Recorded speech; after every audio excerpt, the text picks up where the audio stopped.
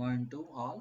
Welcome to Bar Council of Andhra Pradesh online enrollment application demo part 2 నేను చూపించడం జరుగుతుంది. Part 1లో ఏ విధంగా registration చేసుకోవాలి, ఏ విధంగా step by step application fill up చేయాలి అనేది మీకు పార్ట్ 1లో నేను చూపించడం జరిగింది.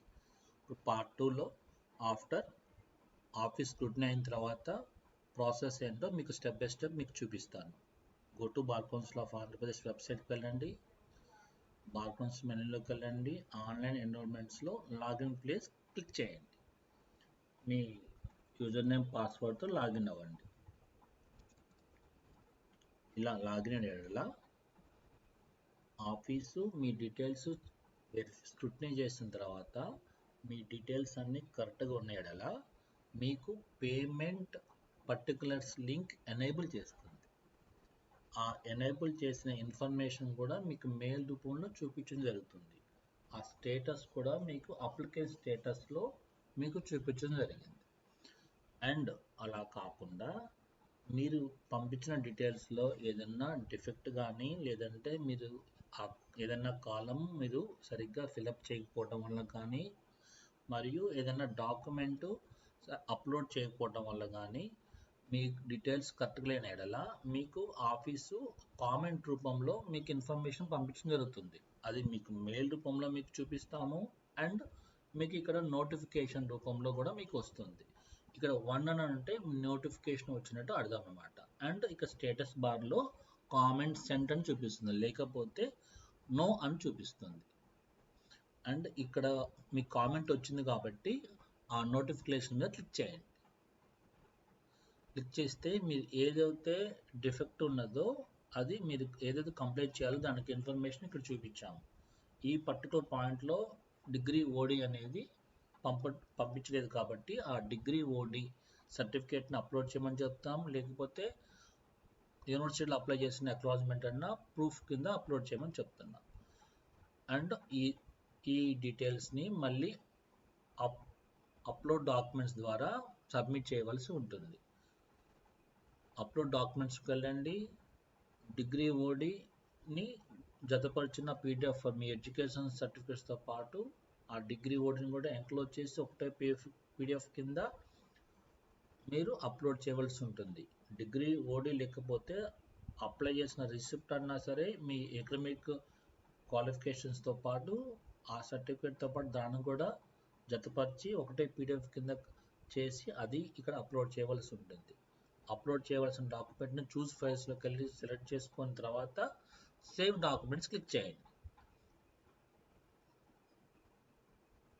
ఆ డాక్యుమెంట్స్ అప్లోడ్ అవుతాయి. అప్లోడ్ అయిన తర్వాత నెక్స్ట్ బటన్ క్లిక్ చేయొచ్చు, లేదంటే సబ్మిట్ అప్లికేషన్ అని క్లిక్ చేయొచ్చు.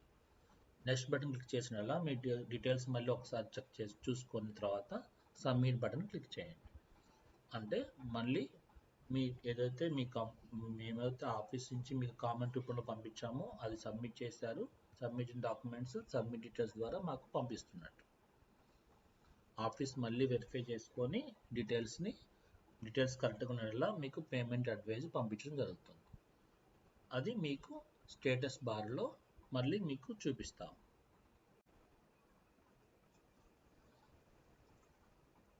అప్లికేషన్ స్టేటస్ మీకు అప్డేట్ అవుతుంది. పేమెంట్ అడ్వైజ్ ఎస్ అంటే ఆఫీసు మీకు పేమెంట్ అడ్వైజ్ పంపించిన అర్థం. ఆ ఇన్ఫర్మేషన్ మీకు మెయిల్ రూపంలో చూపిస్తాము. అండ్ ఇక్కడ పేమెంట్ పర్టికులర్స్ అనేది ఎనేబుల్ అవుతుంది. మెయిల్ రూపంలో మీకు పేమెంట్ అడ్వైజ్ పంపించినట్టు ఒక మెయిల్ ఆఫీస్ నుంచి మీకు వస్తుందండి. అది వచ్చిన తర్వాత మీరు లాగిన్ అయ్యేలా మీ స్టేటస్లో కూడా పేమెంట్ అడ్వైజ్ ఎస్ అని చూపిస్తాము. ఇది కామెంట్ సెంట్ పంపించాం కాబట్టి కామెంట్ అని వచ్చింది. అలా కాకుండా ఎవరికైనా డీటెయిల్స్ పర్ఫెక్ట్గా పంపించినట్లయితే ఆఫీస్ కామెంట్ ఏం పంపించదండి, డైరెక్ట్గా పేమెంట్ అడ్వైజే పంపిస్తుంది. అప్పుడు కామెంట్ నో ఉంటుంది, పేమెంట్ అడ్వైజ్ ఎస్ అని చూపిస్తాము. పేమెంట్ అడ్వైజ్ ఎస్ అని వచ్చినప్పుడు మీరు పేమెంట్ పర్టికులర్స్ మీకు ఎనేబుల్ అవుతాయి. పేమెంట్ పర్టికులర్స్ మీద క్లిక్ చేసిన ఎడల మీకు ఏమేమి చలానాసు మీరు బ్యాంకులు పే చేయాలో అవి మీకు చూపించడం జరుగుతుంది. మీరు డౌన్లోడ్ చలానాలో వ్యూ అనే బటన్ ఉంటుంది, అది క్లిక్ చేయండి. క్లిక్ చేసిన వల్ల మీకు చలానా డీటెయిల్స్ అన్నీ మీకు చూపించడం అవుతుంది. కింద జనరేట్ పీడిఎఫ్ అంటే మీకు ఆ చలానా డౌన్లోడ్ అవుతుందండి. ఈ పర్టికులర్ చలానాలో మీ పేరు, మీ యొక్క రిజిస్ట్రేషన్ ఐడి, ఏ అకౌంట్ నెంబర్లో అయితే మీరు ఎంత అమౌంట్ కట్టాలో మీకు చూపించడం జరిగింది. ఇలాగే మీకు మేము చూపించిన చలానాస్ అన్ని 1 by 1 మీరు డౌన్లోడ్ చేసి ప్రింట్అవుట్ తీసుకోవాలి. ప్రింట్అవుట్ తీసుకున్న తర్వాత మీరు మీ నియరెస్ట్ SBI బ్రాంచ్లో ఆ చలానాస్ పేమెంట్ చేయవలసి ఉంటుంది. ఇక్కడ 7 చలానాస్ ఉన్నాయండి. వాటి యొక్క అకౌంట్ నంబర్లు, వాటి యొక్క అమౌంట్స్ మీకు చూపించాము. ప్రతి చలానా వ్యూ బటన్ ద్వారా డౌన్లోడ్ చేసుకొని ప్రింట్అవుట్ తీసుకొని మీ నియరెస్ట్ SBI బ్రాంచ్కి వెళ్ళి మీరు పేమెంట్ చేయవలసి ఉంటుంది. ఆ పేమెంట్ చేసిన తర్వాత పేమెంట్ చేసిన కౌంటర్ కాపీసు మరలా ఒకటే PDF కింద స్కాన్ చేసి పెట్టుకొని ఆ PDF ఫైల్ని మీరు అప్లోడ్ పేమెంట్ రిసిప్ట్ ద్వారా మళ్ళీ మాకు అప్లోడ్ చేయాలి. అక్కడ మీరు ఏ రోజైతే పేమెంట్ కట్టారో స్టేట్ బ్యాంక్ ఆఫ్ ఇండియాలో ఆ చలానా డేట్ ఎంటర్ చేయవలసి ఉంటుంది. అండ్ కౌంటర్ కాపీస్ అన్నీ, ఆల్ చలానాస్ యొక్క కౌంటర్ కాపీస్ ఒకటే PDF కింద స్కాన్ చేసుకొని అప్లోడ్ పేమెంట్ ఫైల్ ద్వారా మీరు అప్లోడ్ చేయవలసి ఉంటుంది.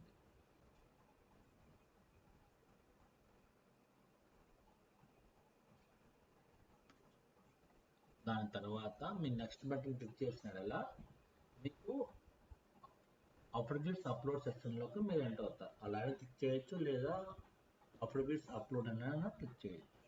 క్లిక్ చేసినట్లా మీరు ప్రతి ఒక్కళ్ళు ఎవరైతే ఆన్లైన్ ఎన్రోల్మెంట్ కింద అప్లై చేస్తారో ప్రతి ఒక్కరు డిక్లరేషన్ ఫామ్ ఇవ్వవలసి ఉంటుంది. డిక్లరేషన్ ఫామ్ మీరు డౌన్లోడ్ చేసుకొని వైట్ పేపర్ మీద ప్రింట్అవుట్ తీసుకొని ఫిలప్ చేసి మళ్ళీ స్కాన్ చేసి PDF కింద అప్లోడ్ చేయాలి.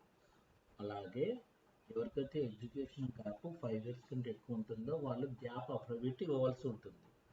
అలా కాకుండా ఎవరైతే సర్వీస్ క్యాండిడేట్స్ ఉంటారో వాళ్ళు సర్వీస్ అఫిడవిట్ ఇవ్వాలి. ఎవరికి ఏదైతే క్రిమినల్ కేసెస్ ఫైల్ పెండింగ్ ఉంటాయో వాళ్ళు క్రిమినల్ కేసెస్ అఫిడవిట్ ఇవ్వవలసి ఉంటుంది. ఆల్ ఫార్మాట్స్ మీకు declaration and affidavits formats link ద్వారా క్లిక్ చేసుకున్నట్లా మీకు ఆల్ ఫార్మాట్స్ మీకు చూపించడం జరుగుతుంది. రెగ్యులర్ క్యాండిడేట్స్ మాత్రము సెల్ఫ్ డిక్లరేషన్ ఫామ్ ఇస్తే సరిపోతుందండి. అలా కాకుండా ఎవరికైనా ఎడ్యుకేషన్ గ్యాప్ 5 years కంటే ఎక్కువ ఉంటే వాళ్ళు సెల్ఫ్ డిక్లరేషన్తో పాటు గ్యాప్ అఫిడవిట్ ఇవ్వాలి. రిటైర్మెంట్ క్యాండిడేట్స్ కానీ, సర్వీస్లో ఉన్నప్పుడు లా చదివిన క్యాండిడేట్స్ కానీ సర్వీస్ అఫిడవిట్ ఇవ్వాలి. సెల్ఫ్ డిక్లరేషన్తో పాటు సర్వీస్ అఫిడవిట్ ఇవ్వాలి. ఆ సర్వీస్ అఫిడవిట్తో పాటు మీ service documents, retirement order, permission letter, proof of working last period, law TC and further ఎన్ని డాక్యుమెంట్స్ ఉంటే అవన్నీ ఒకటే PDF కింద చేసుకొని అది ఇక్కడ అప్లోడ్ చేయాల్సి ఉంటుంది. అలాగే క్రిమినల్ కేసెస్ ఎవరి మీద అయితే పెండింగ్ ఉంటాయో వాళ్ళు సెల్ఫ్ డిక్లరేషన్తో పాటు క్రిమినల్ కేసెస్ అఫిడవిట్ ఇవ్వాలి. దాంతోపాటు ఆ కేసు సంబంధించిన పేపర్స్ మొత్తము PDF కింద స్కాన్ చేసి అప్లోడ్ చేయవలసి ఉంటుంది.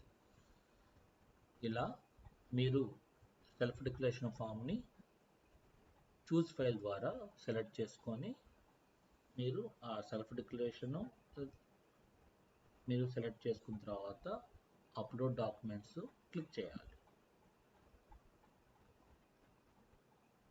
క్లిక్ చేసినట్లా మీ యొక్క పేమెంట్ రిసిప్ట్స్ మరియు మీ యొక్క సెల్ఫ్ డిక్లరేషన్, ఎవరైతే అఫిడవిట్స్ ఇవ్వాల్సిన వాళ్ళు అఫిడవిట్స్ ఇలా ఆఫీస్కి సబ్మిట్ అవుతాయి. ఆఫీసు మరలా మీ పంపించిన డీటెయిల్స్ వెరిఫై చేస్తుంది.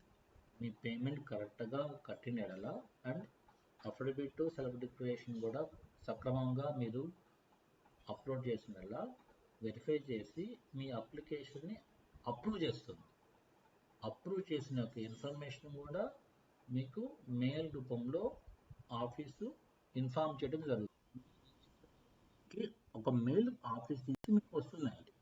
ఆ మెయిల్ మీరు ఓపెన్ చేసుకొని ఏమేమి ప్రొసీజర్ నెక్స్ట్ ఫాలో అవ్వాలో ఆ మెయిల్లో చెప్పడం జరిగింది.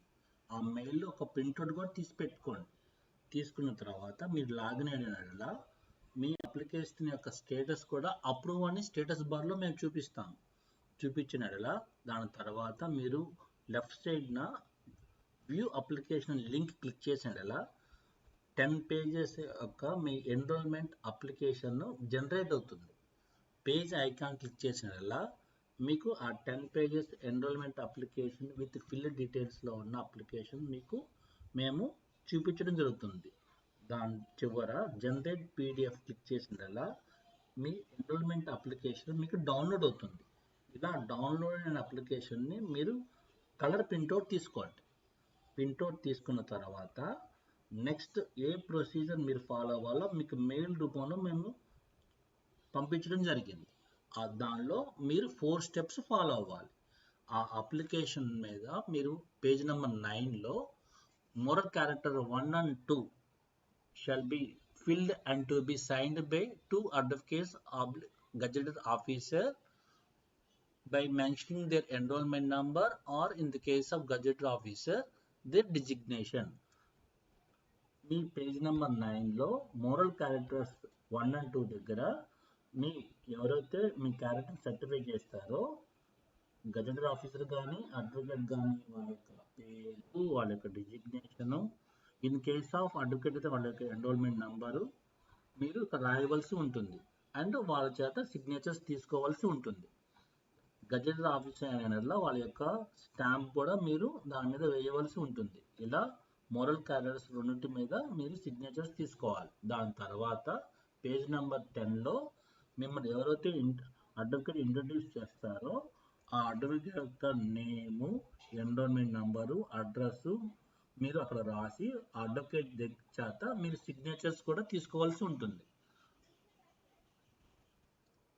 దాని తర్వాత మీ యొక్క డిజిటల్ ఫోటోగ్రాఫ్ మీద మీరు గజెటెడ్ ఆఫీసర్ చేత కానీ లేదా అడ్వకేట్ గారి చేత కానీ అటెస్టేషన్ చేయవలసి ఉంటుంది. మీ డిజిటల్ ఫోటోగ్రాఫ్ మీద వాళ్ళ యొక్క అటెస్టేషన్ చేసి ఎవరైతే మీ డిజిటల్ ఫోటోగ్రాఫ్ మీద అటెస్టేషన్ చేశారో వాళ్ళ యొక్క డీటెయిల్స్ మీరు పేజ్ నెంబర్ 7లో కాల్ నెంబర్ 21లో వాళ్ళ యొక్క డీటెయిల్స్ మీకు రాయవలసి ఉంటుంది. ఇలా ఈ 4 ప్రొసీజర్ కంప్లీట్ అయిన తర్వాత మీ అప్లికేషన్ మీద డేట్ కాలం ఉంటుందండి. మీరు ఏ రోజైతే అప్లికేషన్ మీద పంపిస్తున్నారు ఆఫీస్కి ఆ డేట్ అక్కడ మీరు రాయవలసి ఉంటుంది. రాసిన తర్వాత కంప్లీట్ అయిన తర్వాత 10 పేజెస్ ఎన్రోల్మెంట్ అప్లికేషన్ స్కాన్ చేయాలి. స్కాన్ చేసుకున్న ఫైల్ని అప్లికేషన్ అప్లోడ్ ద్వారా మాకు అప్లోడ్ చేయవలసి ఉంటుంది. అది క్లిక్ చేసినట్లా అప్లికేషన్ అప్లోడ్ని చూస్ చేసినట్టయితే మీరు ఏదైతే స్కాన్ చేసి పీడిఎఫ్ ఫైల్ కింద పెట్టారో ఎన్రోల్మెంట్ అప్లికేషన్ని అది సెలెక్ట్ చేసుకోండి. దాని తర్వాత మిమ్మల్ని ఎవరైతే ఇంట్రడ్యూసింగ్ అడ్వకేట్ మిమ్మల్ని ఇంట్రడ్యూస్ చేస్తారో దాని యొక్క పేరు ఇక్కడ ఎంటర్ చేయవలసి ఉంటుంది. దాని తర్వాత అప్లోడ్ అప్లికేషన్ క్లిక్ చేయండి. దీంతో పాటే మీ ఫిజికల్ అప్లికేషన్ కూడా మాకు ఆఫీస్కి పంపవలసి ఉంటుంది.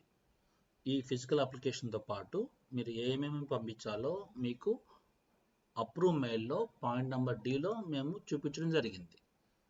ఈ ఎన్రోల్మెంట్ అప్లికేషన్తో పాటు అటెస్టేషన్ చేసిన ఎడ్యుకేషన్ సర్టిఫికేట్స్ 2 సెట్స్, బ్యాంక్ చలానాస్ copies original plus 1 xerox set and 1 passport size photograph ID card గురించండి. అండ్ వీటితో పాటు మీ లా ప్రొవిజనల్ సర్టిఫికేట్ ఒరిజినల్ మీరు జతపరచాలి. దీంతో పాటు self declaration form and affidavits ఇవ్వవలసిన వాళ్ళు అఫిడవిట్స్.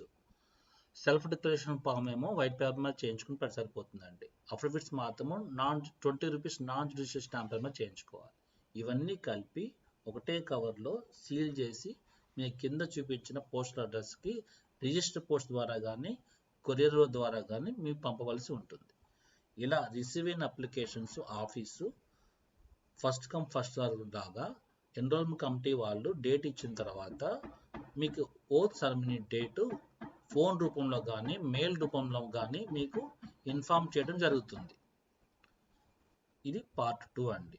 పార్ట్ 1లో ఏ విధంగా రిజిస్ట్రేషన్ చేసుకోవాలి, ఏ విధంగా స్టెప్ బై స్టెప్ మీరు అప్లై చేయాలి, అండ్ పార్ట్ 2లో పేమెంట్ చలానాస్ ఏ విధంగా డౌన్లోడ్ చేసుకోవాలి, మీ డౌన్లోడ్ చేసిన SBI చలానాస్ కట్టిన తర్వాత ఆ రిసిప్ట్స్ ఏ విధంగా అప్లోడ్ చేయాలి, దాని తర్వాత సెల్ఫ్ రెగ్యులేషన్ ఎలా అప్లోడ్ చేయాలి, దాని తర్వాత అఫిడవిట్స్ ఉన్న వాళ్ళు ఆ విధంగా సెల్ఫ్ డిక్లరేషన్ తర్వాత అప్లోడ్ చేయాలి. అప్లోడ్ చేసిన తర్వాత ఆఫీస్ అప్రూవ్ చేయటము, అప్రూవ్ చేసిన తర్వాత అప్లికేషన్ డౌన్లోడ్ చేసుకోవటము, దాని తర్వాత ప్రొసీజర్ ఏ విధంగా ఫాలో అవ్వాలి, అటెస్టేషన్ చేసుకోవాలి, దాని తర్వాత ఆ అప్లికేషన్ మళ్ళీ స్కాన్ చేసి అప్లోడ్ చేయటము, ఇవన్నీ పార్ట్ 2 అండి.